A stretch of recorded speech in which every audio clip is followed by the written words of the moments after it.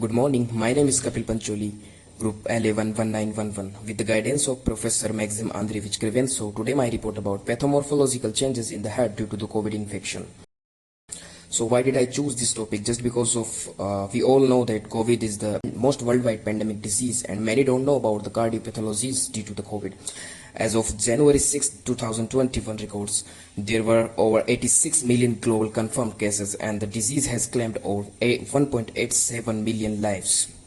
So the coronavirus has a family. Coronaviridae comprises of enveloped positive single-strand RNA viruses. Coronaviruses are canonically divided into alpha, beta, gamma and delta genera. So the alpha and beta coronavirus are known to cause human disease such as the common respiratory infections. SARS-CoV-2, SARS-CoV-1 are the beta coronaviruses. The ETIOPATHOGENESIS. The SARS-CoV-2 has a spike S proteins that binds with the host angiotensin converting enzyme 2 receptors. It mainly affects the lungs, acute respiratory distress syndrome. The ACE2 receptors is also present on the heart cells like pericytes, cardiomyocytes, cardiofibroblasts and epicardial adipocytes also.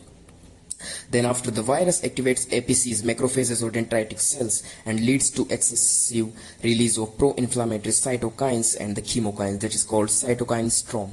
The inflammatory mediators further damage the epithelial cells lining and reach into the blood circulation where it causes damage to the other organs, that is called multiple organ dysfunction syndrome.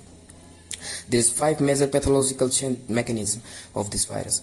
Direct virus-induced cytotoxicity in the ACE2 expressing cells, dysregulation of the RAS as a result of virus-mediated ACE2 downregulation, dysregulation of immune responses, endothelial cell injury and thromboinflammation. And the last is tissue fibrosis. The mechanism of some cardiopathologies are COVID-19 associated hypoxia that leads to the direct myocardial injury that lead to reduced blood flow and vasoconstriction, which will also contribute to the endothelial dysfunction. And the second is cytokine storm that will imbalance between the amount of pro and anticoagulant factors and induction of the platelet aggregation. Increased thrombin level, tissue factor 5 and 8 and fibrinogen results in an increased risk of systemic macro and microthrombosis. Here in this picture we can see all 3 mechanisms.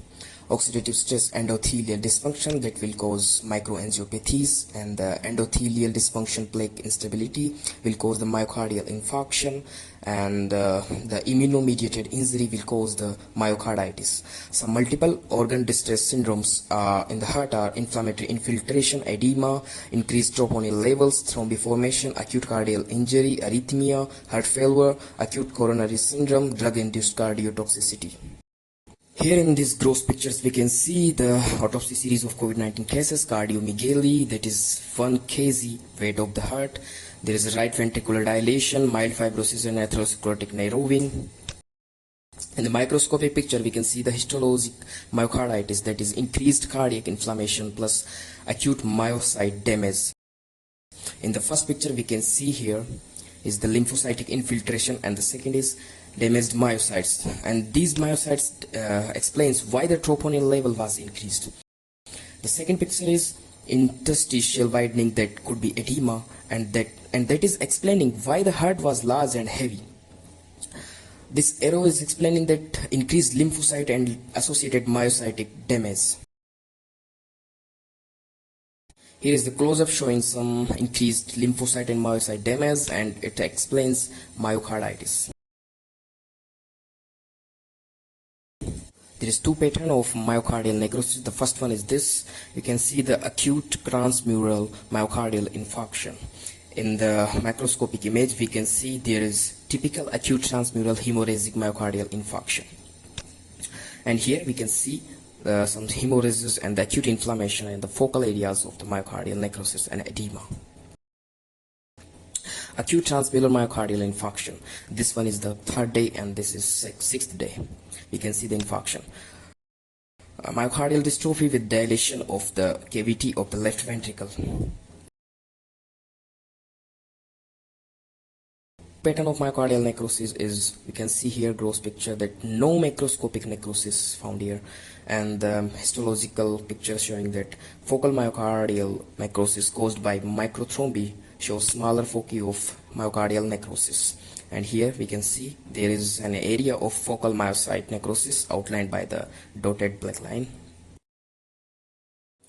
Here is fulminant myocarditis can be seen in the patient with the coronavirus infections. We can see here lymphocytic myocarditis, macrophage infiltrate, and the eosinophilic myocarditis. Active lymphocytic myocarditis. The case with a clear infection shows extensive myocardial involvement with the fibrosis and the focal active myocyte injury, whereas the remaining cases shows only focal active myocarditis. One of these cases show myocarditis associated with the amyloid deposition. COVID-19 patients harbor underlying ATTR transthyretin type of amyloidosis. Here, COVID-19 associated non-occlusive fibrin microthrombi in the heart we can see. The fibrinous nature was confirmed by the staining with the factor 8 immunohistochemistry, Mason's trichome stain, and the phosphotensin acid hemotoxylin. We can see in these images. The pericardium showing fibrinous pericarditis. Here in the red arrow, we can see there is fibrinous pericarditis, and the white arrow is showing the aortic dissection. Myocarditis after COVID-19 mRNA vaccination also can be seen. In the patient one, we can see the endomyocardial biopsy shows myocarditis with the multifocal cardiomyocyte damage. These arrows are showing that. And associated with the mixed inflammatory infiltration. These scattered eosinophils are shown by arrowheads. Thank you so much for the attention. I have lost my heart to pathology. Thank you so much.